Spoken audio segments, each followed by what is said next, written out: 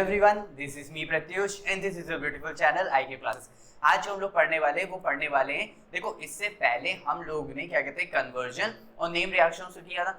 आज उन्हीं को मतलब याद रखते हुए आज हम लोग आगे प्रोसीड करेंगे किसमें, बोर्ड क्वेश्चंस में, लेकिन किसमें, हेलो एल्केन हेलो एरीन्स में, क्योंकि हम लोग ने उसी के कन्वर्जन किए थे और उसी के नेम रिएक्शन किया था। बस वही चीज मैं आप लोग को दिखाना चाहता हूं कि वो जो हम लोग ने प्रैक्टिस करी है वो कैसे हम लोग क्वेश्चंस में अप्लाई करेंगे। तो चलिए जल्दी से स्टार्ट करते हैं। चलो स्टार्ट करते हैं, लेकिन उससे पहले एक क्वेश्चन है जो हम लोग के लास्ट ईयर बोर्ड क्वेश्चन में आया है, वो मैकेनिज्म है। अच्छा, मैंने आप लोग से लास्ट वीडियो में कहा भी था कि जो मैकेनिज्म क्वेश्चन होगा लास्ट 5 ईयर क्वेश्चंस में, मैं वो भी आप लोग को कराऊंगा। तो उसमें से मैं आप लोग से ये भी कहा था कि क्या कहते हैं, ज्यादा मैकेनिज्म नहीं पूछी जाती है, तो एक ही दो मैकेनिज्म है जो लास्ट 5 ईयर्स में आई है। तो चलो उनको भी प्रैक्टिस कर लेते हैं। अच्छा, ये भी लास्ट 5 ईयर का क्वेश्चन मैकेनिज्म में पूछा गया है। इसमें कह रहा है dehydration of ethanol to yield the corresponding alkene. अब एक बात यहाँ पे ध्यान रखना, मैं फिर बता रहा हूँ, halo alkane hello arenes chapter में अगर आप लोग ने बुक में देखा होगा तो एक हमारे पास हाइड्रेशन है, एक मेरे पास क्या है, हाइड्रेशन है, एक मेरे पास डिहाइड्रेशन है, और डिहाइड्रेशन में एक बार हम लोग बना रहे हैं एल्कीन। क्या बना रहे हैं? एल्कीन। डिहाइड्रेशन में एक बार हम लोग बना रहे हैं एल्कीन और एक बार हम लोग बना रहे हैं ईथर। क्या बना रहे हैं? ईथर। तो मैंने आप लोग को ये वो सारी चीजें लिख दी हैं जो क्वेश्चन में पूछी जा सकती है। और हाइड्रेशन में हम लोग बनाते हैं इथेनॉल। समझ आया? अब यहां पे देखो, dehydration of ethanol, ethanol to alkene जाना, वाटर का रिमूवल हो जाना, तो डिहाइड्रेशन। अगर मैं एल्कीन से इथेनॉल जाऊंगा, अगर मैं एल्कीन से इथेनॉल जाऊंगा तो वाटर का क्या होगा? एडिशन होगा, तो यहाँ पे क्या हो जाएगा? हाइड्रेशन। कोई भी डाउट है यहाँ तक? नहीं। अब उसी हाइड्रेशन प्रोसेस में हमारे पास एक एल्कीन है और एक ईथर है। समझे ना? ठीक है, चलो जल्दी से आगे स्टार्ट करते हैं। अब देखो, इसमें पहला क्वेश्चन है हमारे पास, यहाँ पे इसमें हमारे पास पहला क्वेश्चन है द प्रोसेस। अच्छा, डिहाइड्रेशन की बात करें तो मैं खाली बता देता हूँ, डिहाइड्रेशन जो मैंने बोला है उसको लिखेंगे कैसे।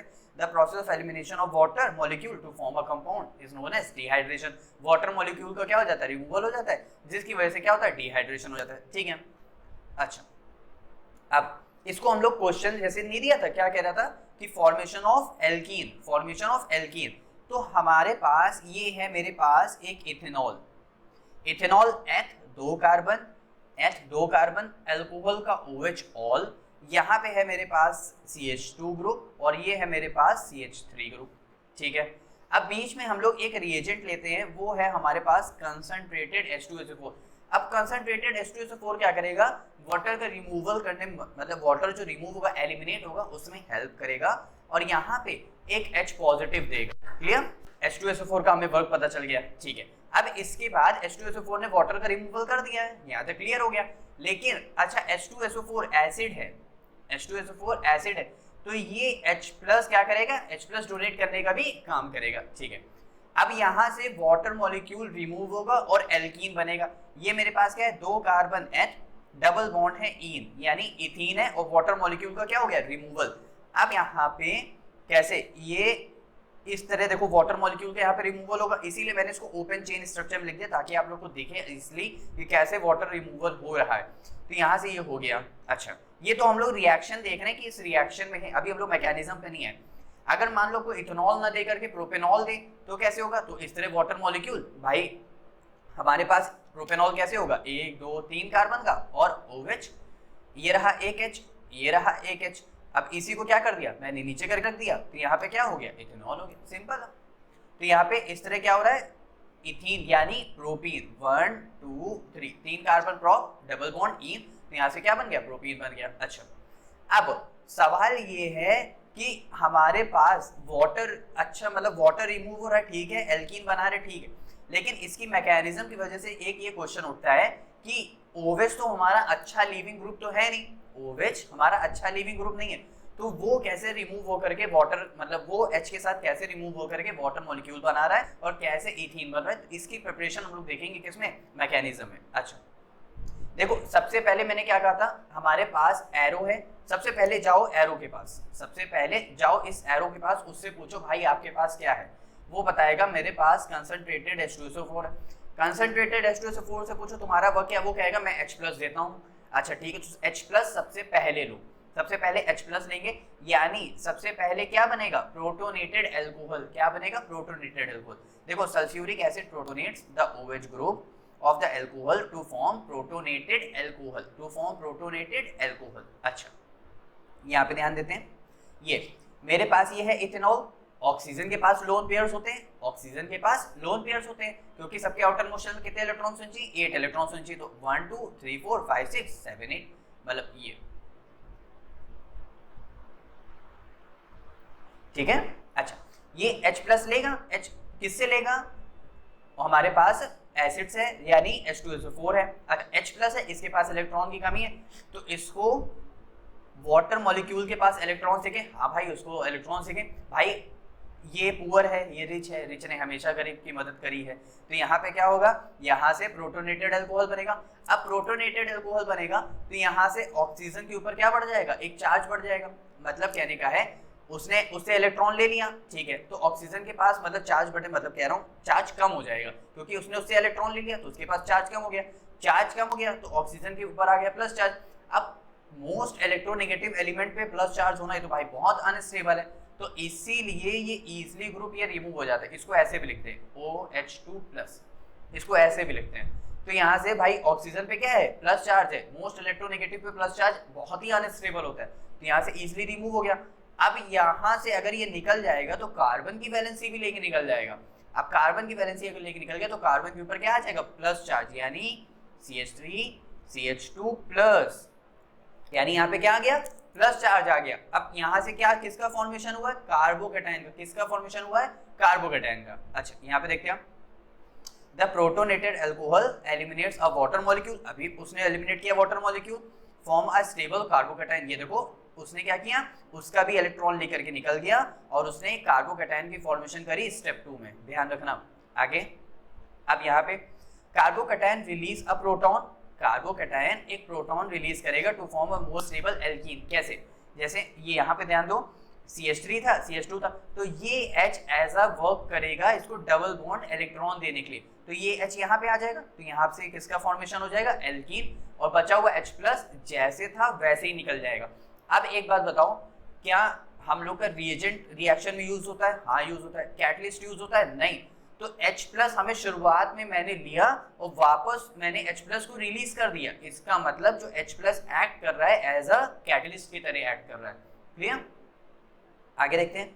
अच्छा मैंने कहा था ना, क्या कहते हैं, इसमें हम लोग को एक एस्टर फॉर्मेशन भी देखने को मिलेगा, तो एस्टर फॉर्मेशन भी बहुत इजी है यार, बस खाली उसमें होता ये है कि जैसे मेरे पास ये रहा इथेनॉल, मैं यहाँ पे डायरेक्ट कर रहा हूँ क्योंकि मैंने ऊपर पूरा बताया, तो मैं यहाँ पे डायरेक्ट कर रहा हूँ। इथेनॉल है, ये H+ लेता है, इथेनॉल ये H+ लेगा, यहाँ से मैं ऐसे दिखाता हूँ, तो यहाँ से क्या बन जाएगा, यहाँ से जो ये बनता है CH3, यहाँ से बनेगा CH2 और यहाँ से बन जाएगा OH2+, ये बनेगा, तो ये रिमूव हो जाएगा, यानी क्या बचेगा, CH3 CH2, ये बनेगा ना, यहाँ पे आया प्लस चार्ज आ गया, ठीक है, तो अब ये वापस इस कंपाउंड के साथ रिएक्ट करेगा, मतलब इससे कह रहा हूँ, इसके साथ सॉरी, तो यहाँ से रहेगा CH3, ये मेरे पास, मैं इसको ओपन करके लिख देता हूँ, CH3 H, और यहाँ पे क्या आ जाएगा, यहाँ पे ये O साइड से जुड़ जाएगा, ये रहा H, और यहाँ पे आ जाएगा मेरे पास CH2 और यहाँ पे आ जाएगा CH3। यहाँ तक इतनी बात समझ आ गई, ठीक है। तो यहाँ से होगा क्या, ये प्रोटोनेटेड, ये जो H है जैसे इसमें लास्ट में रिलीज हो रहा था यहाँ पे, वैसे ही यहाँ से निकल जाएगा, तो यहाँ से क्या बचेगा, CH3 CH2, यहाँ से आ गया CH2, यहाँ से आया CH3, और बीच में मेरे पास क्या आ गया, ऑक्सीजन, बीच में मेरे पास क्या आ गया, ऑक्सीजन।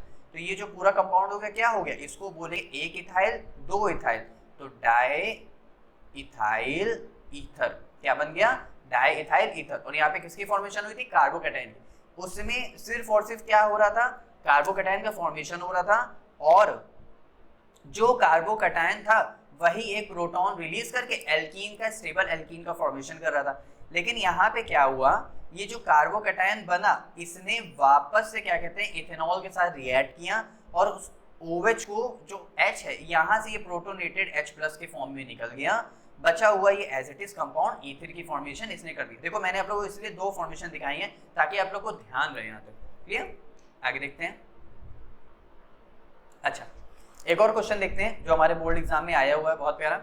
इसमें कह रहा है phenol is treated with ice cold alkaline solution of benzene diazonium chloride. देखो पहली बात, फिनॉल क्या होता है? ये बेंजीन के ऊपर OH ग्रुप फिनॉल, ठीक है। बेंजीन डायजोनियम क्लोराइड क्या होती है? ये रही हमारी बेंजीन डायजोनियम, ये हमारा N2, इसको बोलते हैं डायजोनियम। और Cl माइनस क्या है? क्लोराइड। क्या है Cl माइनस? क्लोराइड। कोई भी डाउट यहाँ तक नहीं है? अच्छा आगे देखते हैं। इससे जो फॉर्मेशन होती है, अब इसको लिखने का मैं तरीका बताता हूँ। देखो मैं इसको इस तरह लिख सकता हूँ, ये लिया मैंने OH, ठीक है, ये रहा फिनॉल प्लस, इसको मैं इस तरह लिख सकता हूँ N2 प्लस, यहाँ पे मैंने ले लिया इसको Cl माइनस, और यहाँ से मैंने पूरा इस रिंग को क्या कर दिया? अटैच कर दिया। तो यहाँ से मैंने ऐसे कर दिया, यहाँ से नहीं H, यहाँ इसके बगल वाले से H, क्योंकि यहाँ पे भी एक वैलेंसी है ना, क्योंकि हर कार्बन बॉन्ड किसे अटैच है? H के साथ अटैच है। मान लेते हैं ये इस तरह बना हुआ है, तो यहाँ से एक H लेकर के ये Cl के साथ रिमूव हो जाता है। इसके साथ रिमूव जब हो जाएगा तो यहाँ पे पैरा पे हमारे पास क्या लगा? OH ग्रुप लगा हुआ है, तो ये एज इट इज रह जाता है इस तरह। यहाँ पे लगा हुआ OH ग्रुप, ठीक है, जैसे इसकी वैलेंसी थी वैसे ही है। यहाँ पे वापस से यहाँ पे दो नाइट्रोजन है, तो एक नाइट्रोजन, डबल बॉन्ड, एक नाइट्रोजन। क्लियर? तो ये जो हमारा बना है इसको हम लोग बोल रहे हैं बेंजीन। ये हमारे पास कौन सी पोजीशन पे? पैरा, तो ये हो जाएगा पैरा हाइड्रोक्सी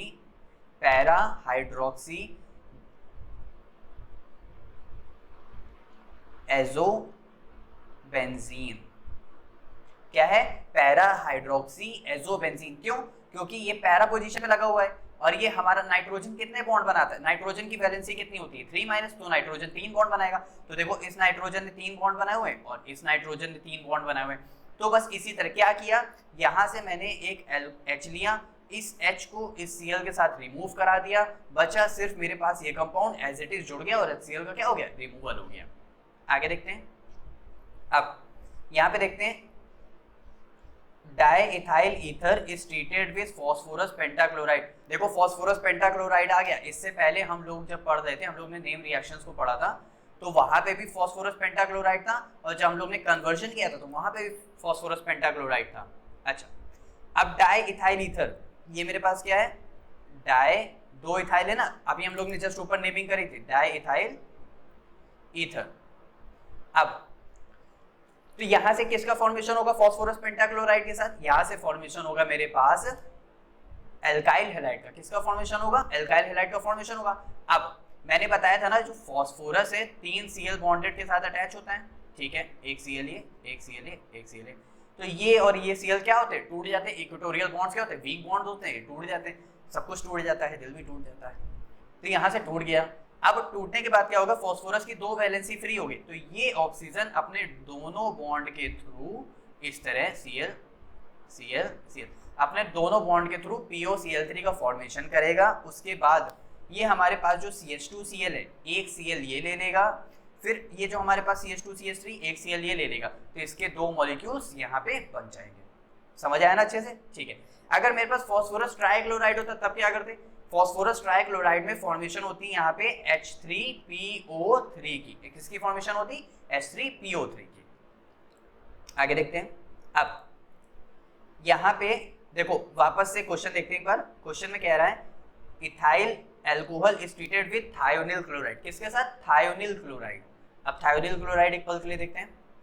हमारे पास थायोनिल क्लोराइड क्या होता है? SOCl2। थायोनिल क्लोराइड क्या होता है? SOCl2। यहाँ से ये ऑक्सीजन और ये SO मिलके SO2 का फॉर्मेशन कर देंगे। इसमें से एक H निकल जाएगा, किसके साथ? Cl के साथ। इसमें से एक H बचा हुआ किसके साथ निकल जाएगा? ये रहा H, किसके साथ निकल जाएगा? Cl के साथ। तो बचा हुआ मेरे पास CH3 CH2, यहाँ पे आ गया Cl, CH3 CH2, यहाँ पे क्या आ गया? Cl आ गया।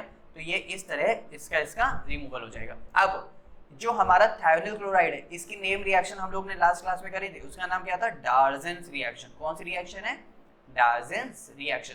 अब जब डार्जन रिएक्शन है तो यहाँ पे एक बात ध्यान दो कि ये जो हमारा एल्काइल हैलाइड बना है ये हमारा एक गुड यील्ड प्रोडक्ट है। कैसा प्रोडक्ट है? Good yield product. क्यों? क्योंकि यहाँ पे जो SO2 है और जो HCl है एज अ गैस फॉर्मेशन में क्या हो गया? बाहर हो गया। तो मेरे पास क्या बचा? सिर्फ और सिर्फ इथाइल क्लोराइड। कोई भी डाउट यहाँ तक? नहीं। आगे देखते हैं। अब ये हम लोग तो तीन बार कर चुके हैं इनफैक्ट रायमन-तेमान रिएक्शन। चलो एक बार फिर से देख लेते हैं। रायमन-तेमान रिएक्शन था क्या? मेरे पास एक फिनॉल था, NaOH था, क्लोरोफॉर्म था जिसमें से सैलिसल्डिहाइड बन रहा था। बस कितना इजी था। अच्छा सैलिसल्डिहाइड बन रहा है तो यानी यहाँ पे जो इसका रिमूवल हो रहा है यहाँ पे NaCl का भी रिमूवल होगा, 3NaCl का यहाँ पे क्या हो जाएगा? रिमूवल हो जाएगा। आगे देखते हैं। चलो यहाँ पे कैसे हुआ है? ये रहा मेरे पास फिनॉल, ठीक है। अच्छा ये मैंने रिएक्शन उनके लिए लिखी है, मान लो जो लोग एग्जाम के जस्ट एक दिन पहले देख रहे हैं तो ये उनके लिए है खास कर कि अब उनको एक सैलिसल्डिहाइड की एक रिएक्शन रायमन-तेमान याद रखें तो उन्होंने क्या देखा? NaOH क्लोरोफॉर्म और यहाँ पे क्या लिखा? हाइड्रोलिसिस। बस डायरेक्ट इसका फॉर्मेशन कर दिया, सब कुछ हो गया। लेकिन अब जैसे हमें पूरा थोड़ा सा समझना है तो हम क्या करेंगे? एक फिनॉल लेंगे। फिनॉल को सबसे पहले हम लोग ट्रीट कराएंगे NaOH के साथ। किसके साथ? NaOH और क्लोरोफॉर्म। देखो CH3Cl methyl chloride, CHCl3 chloroform, ठीक है। तो यहाँ से इसके साथ रिएक्शन है। अब यहाँ से वाटर मॉलिक्यूल और HCl क्या हो जाता है? रिमूवल। देखो इसकी मैकेनिज्म नहीं आती तो मैं चाहूंगा मैकेनिज्म आप लोग याद भी नहीं रखो। तो यहाँ से बनेगा ये सोडियम फिनॉक्साइड बन जाएगा और यहाँ से CH2 मतलब CHCl2 क्या आ जाएगा? आ जाएगा। क्लियर? क्योंकि HCl रिमूव हो गया तो एक Cl निकल गया तो बचा CHCl2, ठीक है। फिर वापस से NaOH के साथ ट्रीट कराया जाएगा, फिर वापस से NaOH के साथ ट्रीट कराया जाएगा। तो यहाँ पे ये एल्डिहाइड की फॉर्मेशन की प्रोसेस कर रहा होता है, एज अ इंटरमीडिएट प्रोडक्ट बनाता है ये। यहाँ पे एल्डिहाइड की क्या कर रहा होता है? फॉर्मेशन कर रहा होता है। तो यहाँ से देखो इजिली AH2O ये वाटर मॉलिक्यूल निकल गया तो बचा क्या मेरे पास? सिर्फ और सिर्फ CHO और ONA लगा हुआ था तो ONA एज इट इज लगा हुआ है। समझ आया? यहाँ पे 2 NaOH लिया जिसमें से HCl रिमूव हो गया। उसके बाद मेरे पास बचा खाली इसकी वैलेंसी कंप्लीट करने के लिए यहाँ पे OH और OH ग्रुप आ गया। अब ये OH इसमें से H2O का वाटर मॉलिक्यूल रिमूव हो गया तो बचा CHO और ये रहा ONA। फिर वापस मैंने इसका डाइल्यूट HCl के साथ ट्रीट कराया तो यहाँ से क्या होगा? HCl तो यहाँ से H आ जाएगा और Na और Cl का क्या हो जाएगा? रिमूवल। अब अगर मैं इसको HCl के साथ ट्रीट कराऊंगा तो ये पॉजिटिव नेगेटिव, ये रहा नेगेटिव पॉजिटिव। तो पॉजिटिव को क्या पसंद है? नेगेटिव। आपको क्या पसंद है? मुझे नहीं पता, जानना भी नहीं। तो यहाँ पे इस तरह हो गया तो यहाँ से क्या बचेगा? OH, तो इस तरह बन गया। अच्छा कहते हैं कि रायमन-तेमान रिएक्शन ये ऑर्थो पोजीशन पे क्या है? स्टेबल प्रोडक्ट है। क्यों? मैं इसको बना के दिखाता हूँ। मान लो मैं OH को ऐसे लिख देता हूँ, C double bond O, C double bond O और H को मैं इस तरह लिख देता हूँ। तो यहाँ से इनके बीच में जो होती है ना बच्चों, वो होती है हाइड्रोजन बॉन्डिंग। क्या होती है? Hydrogen bonding. तो हाइड्रोजन बॉन्डिंग होने की वजह से ये ऑर्थो पोजीशन क्या है? बहुत ज्यादा स्टेबल है, इसीलिए। क्लियर? चलो आगे देखते हैं। अब देखो मैंने कहा था ना प्रॉब्लम बेस्ड क्वेश्चन भी आते हैं। प्रॉब्लम बेस्ड क्वेश्चन मतलब ABCD के फॉर्म में, तो ये वैसा ही क्वेश्चन है। चलो देख लेते हैं इसको भी। कह रहा है an aromatic compound A on heating with NH3। अब एक बात यहाँ पे, एक बात बहुत अच्छे से ध्यान रखना कि जब भी हम लोग NH3 के साथ किसी भी चीज को हीट कराते हैं वो हमेशा एनिलीन का फॉर्मेशन करता है। किसका फॉर्मेशन करता है? एनिलीन, यानी NH2। बेंजीन के ऊपर NH2 ग्रुप लगा हुआ है तो इसको बोलते हैं एनिलीन। क्लियर? और ये तभी फॉर्म होता है जब मेरे पास कोई एराइल यानी एराइल हैलाइड हो। क्या हो? Aryl halide. तो मैं मान लेता हूं यहाँ पे बेंजीन के ऊपर Cl था, NH3 की प्रेजेंस में इसने क्या बनाया? एनिलीन बनाया in the presence of Cu2O। Clear? तो ये वही चीज यहाँ पे लिखा हुआ है कि मेरे पास एक बेंजीन था, NH3Cu2 के प्रेजेंस में क्या बनाया उसने? एनिलीन बनाया। अब एक बात बताओ, आगे देखते हैं, यहाँ पे बताना जरूर। Compound B on treatment with ice cold solution NaNO2 और HCl, NaNO2 और HCl। हम लोग ने इससे पहले जब मेरे पास एनिलीन था तो हम लोग ने क्या किया था? HNO2 प्लस HCl लिया था और यहाँ से किसका फॉर्मेशन किया था? बेंजीन डायजोनियम क्लोराइड यानी बेंजीन डायजोनियम सॉल्ट का फॉर्मेशन किया था। इससे पहले जब लोग ने नेमिंग रिएक्शन करी थी तो यहाँ पे भी वही चीज है, वहां पे हम लोग ने क्या लिया था, HNO2 लिया था, यहाँ पे क्या है, NaNO2 है, कोई बात नहीं, बात वही है। तो यहाँ से किसका फॉर्मेशन होगा, बेंजीन डाइसोनियम क्लोराइड। अब ये देखो CuCl, अगर यहाँ पे Cu2Cl2 होता या फिर CuCl होता तो ये क्या था, सैंडमेयर रिएक्शन। कौन सी रिएक्शन थी, सैंडमेयर, लेकिन ये कौन सी है, गैटरमैन रिएक्शन। कौन सी है, गैटरमैन रिएक्शन है। कोई भी डाउट आता है, ये कौन सी रिएक्शन है, गैटरमैन रिएक्शन है, क्योंकि एक मेटल लिया है और उसी का करस्पॉन्डिंग एसिड लिया है।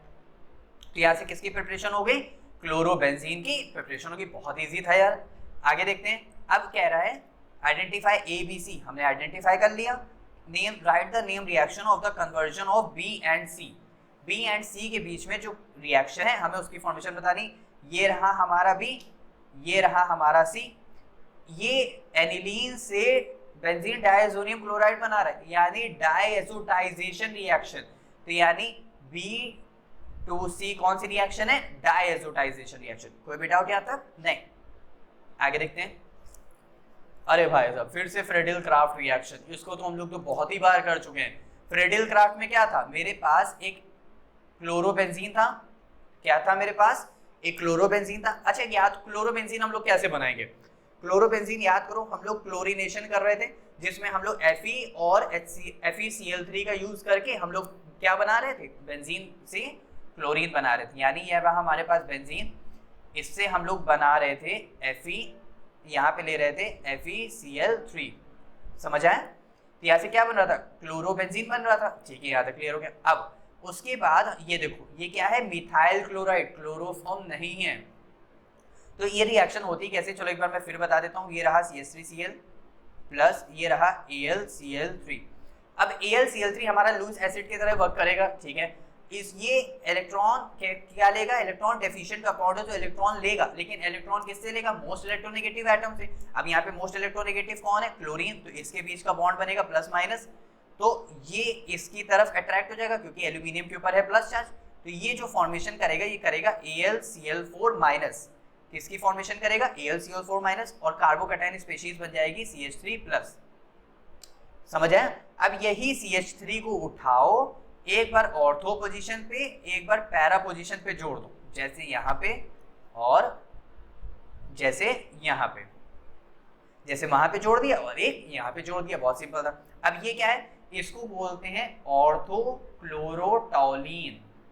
ऑर्थोक्लोरोटॉलीन, यहाँ पे क्या बोलेंगे, पैरा क्लोरोटॉलीन। समझ आए। आगे देखते हैं। अच्छा, यहाँ पे ध्यान दो, यहाँ पे कह रहा है मेरे पास CH3Br है प्लस KCN है।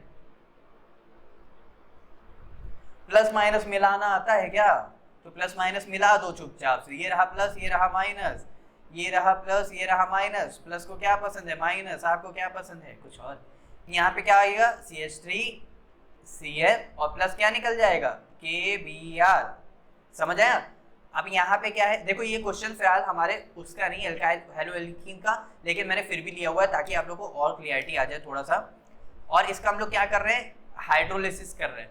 अब CH3Cn, देखो मैंने फिर बता रहा हूँ, पिछली वीडियो में मैंने बताया था कि जब भी Cn का हम लोग हाइड्रोलिसिस करते हैं तो हम लोग को हमेशा कार्बोक्सिलिक एसिड मिलता है। तो यहाँ पे भी क्या मिलेगा, कार्बोक्सिलिक एसिड। यहाँ पे क्या आ जाएगा, CH3COOH। कोई भी डाउट यहाँ तक नहीं। अब यहाँ पे ध्यान दो, यहाँ से कह रहा है मेरे पास एक क्या है, एनिलीन। अरे यार, HNO2 और HCl से मिलकर क्या बनेगा, बेंजीन डाइसोनियम क्लोराइड। और यहाँ पे क्या दिया हुआ है, यहाँ पे दिया हुआ है CuCl2 और HCl, इसको मिलकर क्या बनेगा, सैंडमेयर रिएक्शन। क्या बनेगा, हमारा क्लोरोबेंजीन। ठीक है। अच्छा, अब ये क्वेश्चन हमारा काफी फेमस क्वेश्चन है जो कि काफी बार पूछा गया है। इसमें ये है कि ये रहा फिनॉल, वो हमेशा कहता है, अच्छा वो आप लोग को ये भी दे देता है, वो कहता है हमें इसकी प्रिपरेशन करके बताओ।